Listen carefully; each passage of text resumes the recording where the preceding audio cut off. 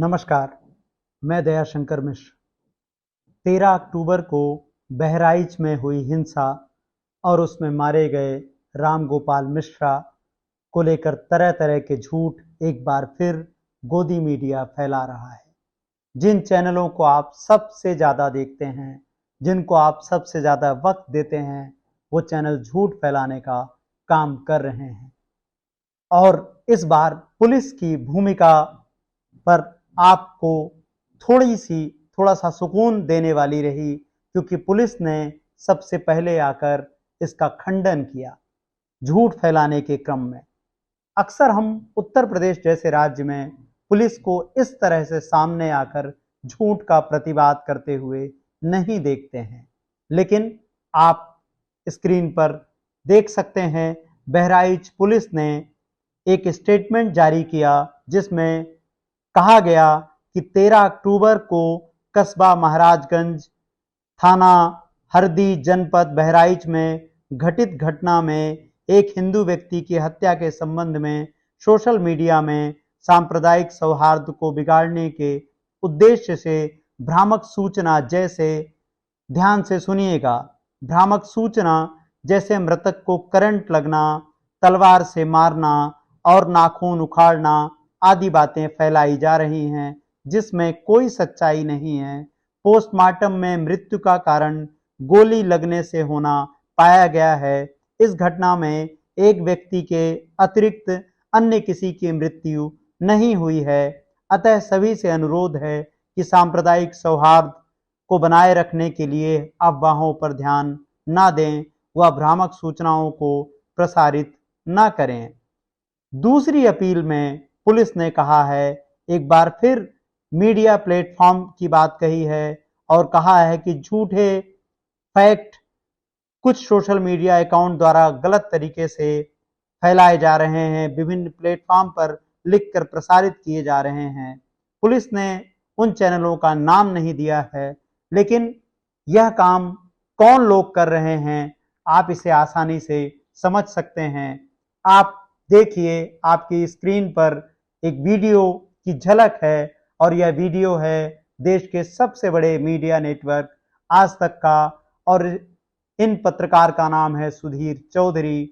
सुधीर चौधरी पर पत्रकारों को चलाने वाली उनके नियमन से जुड़ी संस्था कई बार दंड लगा चुकी हैं। उनको झूठी पत्रकारिता के लिए दंडित किया जा चुका है, उनकी आलोचना की जा चुकी है, आर्थिक जुर्माना लगाया जा चुका है, लेकिन उसके बावजूद सुधीर झूठ फैलाने में लगातार वैसे ही काम करते जा रहे हैं।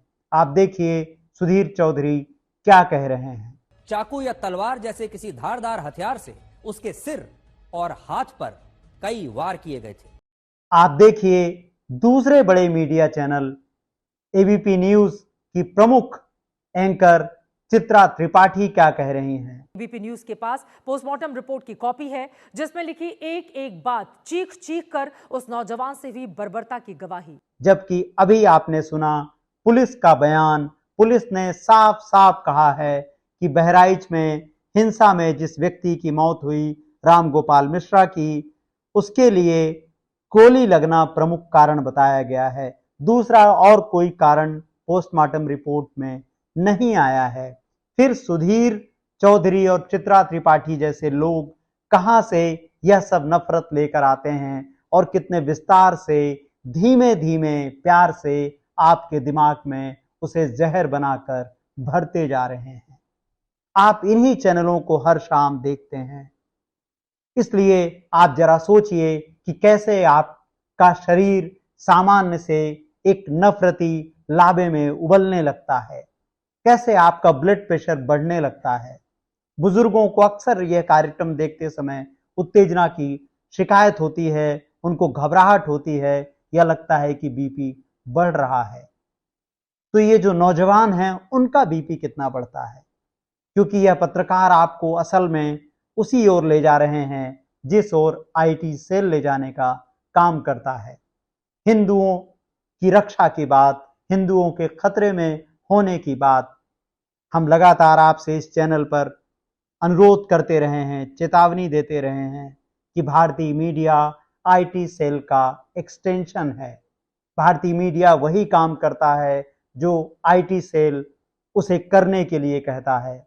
यह सब बीजेपी की आईटी सेल द्वारा फैलाया गया और जिसको यह दोनों पत्रकार लगातार फैला रहे हैं। ऐसे पत्रकारों की एक लंबी फहरिस्त है जिनको आप अलग अलग नामों से हर शाम रात अलग अलग चैनलों पर देखते हैं। गोदी मीडिया के एंकरों की पहचान बहुत आसान है। इनके कार्यक्रमों में आपको तथ्य नहीं मिलेंगे, जैसे इस पूरे मामले में क्या हुआ, पुलिस क्या कह रही है, गोदी मीडिया कभी नहीं बताता है। पुलिस ने क्या कहा, पीड़ित ने क्या कहा, दोषी या आरोपी जो व्यक्ति हैं उनका वर्जन क्या है, यह सारी बातें गायब होती हैं। केवल उनकी ओर से वही कहा जाता है जो आईटी सेल से उनको प्राप्त होता है।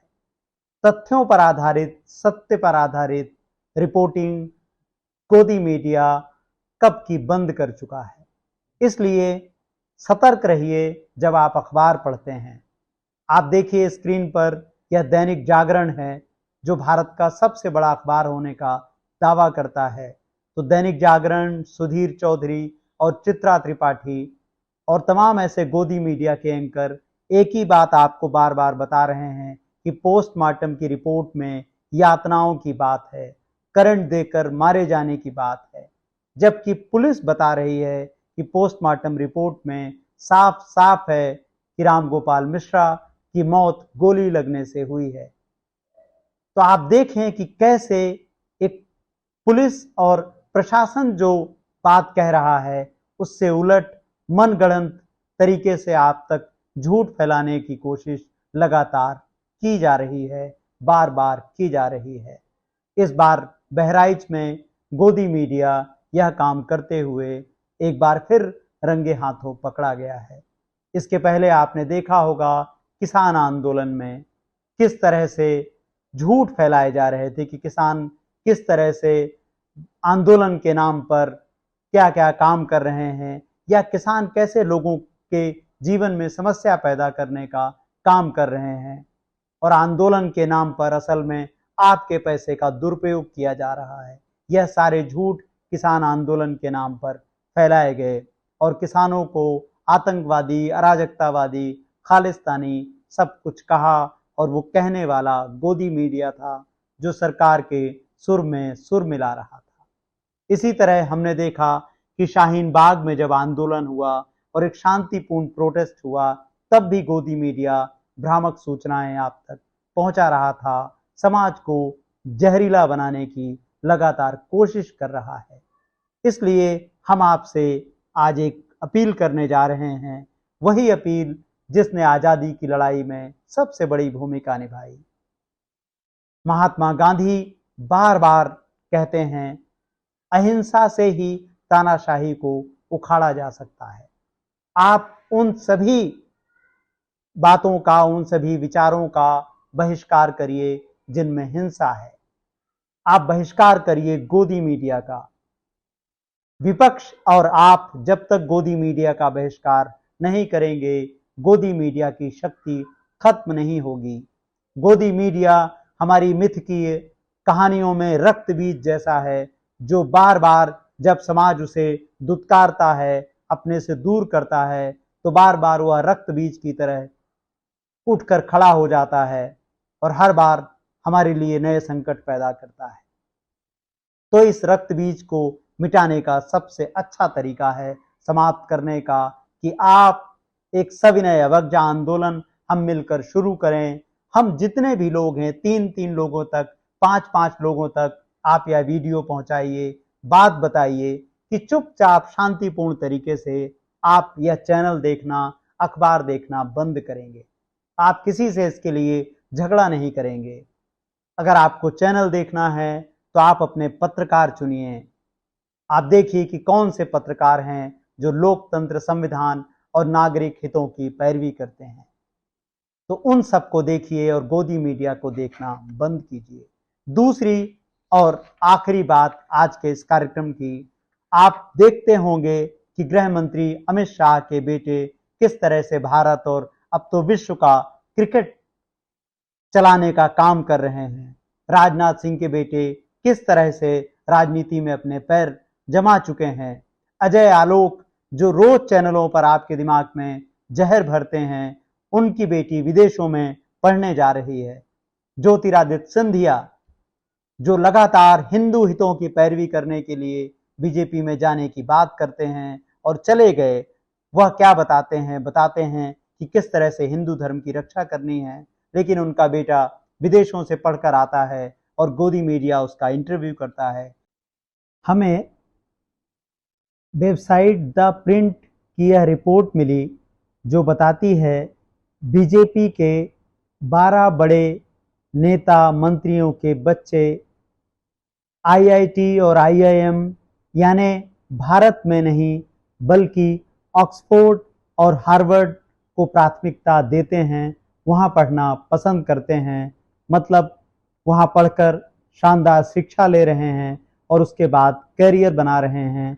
इनमें वरिष्ठ बीजेपी नेता वित्त मंत्री निर्मला सीतारमण, विदेश मंत्री एस जयशंकर और वरिष्ठ बीजेपी नेता हिंदुत्व के प्रमुख प्रवर्तक वरिष्ठ वकील रविशंकर प्रसाद के बच्चे शामिल हैं। यहाँ सबसे जरूरी बात है, बीजेपी को 2 सीट से सत्ता तक ले जाने वाले और अटल बिहारी वाजपेयी को प्रधानमंत्री के पद तक ले जाने में महत्वपूर्ण भूमिका निभाने वाले लाल कृष्ण आडवाणी ने अपने बेटे और बेटी को गौरक्षक, कार सेवक और नफरती कार्यकर्ता नहीं बनाया। उन्हें जुलूस में शामिल नहीं किया, उन्हें अच्छी शिक्षा दी और दोनों आज शानदार जीवन जी रहे हैं, जो यह बताता है कि कैसे बीजेपी के नेता अपने बच्चों के लिए एक सुखद और शानदार करियर रचते हैं तो आपके बच्चों को वह नफरती कार्यकर्ता में बदल देते हैं। तो आप जरा सोचिए कि इन सारे नेताओं ने आपके बच्चों को हिंदू हितों की कथित रक्षा का नियुक्ति पत्र दे दिया है और उस नियुक्ति पत्र को लेकर राम गोपाल मिश्रा गोली खाकर मारा जाता है, आर्यन मिश्रा मारा जाता है। ऐसे तमाम लोग अलग अलग जगहों पर मारे जाते रहते हैं और उनका परिवार उस त्रासदी को झेलता रहता है, जिसका गौरव गान यह सभी नेता हिंदू हितों की रक्षा की बात करते हैं। तो इस नफरत से बचना है तो सबसे पहला कदम उठाइए, गोदी मीडिया से दूर हो जाइए। जिन नेताओं का इस वीडियो में जिक्र किया गया, उनसे पूछिए कि हिंदू धर्म की रक्षा के लिए वह अपने बेटों की तैनाती क्यों नहीं करते। आपके बच्चे इस नफरत की वेदी पर कब तक बलिदान होंगे। आज के इस वीडियो में बस इतना ही। लोकतंत्र, संविधान और नागरिक हितों पर बातचीत के लिए हमारे इस वीडियो को लाइक कीजिए, हमारे चैनल को सब्सक्राइब कीजिए। अभी हमारा और पाठकों का रिश्ता नया नया बनना शुरू हुआ है। हमारे सब्सक्राइबर की संख्या बहुत कम है। संभव हो तो उसे आगे बढ़ाने का काम कीजिए। आर्थिक रूप से हमारी मदद कीजिए। नमस्कार।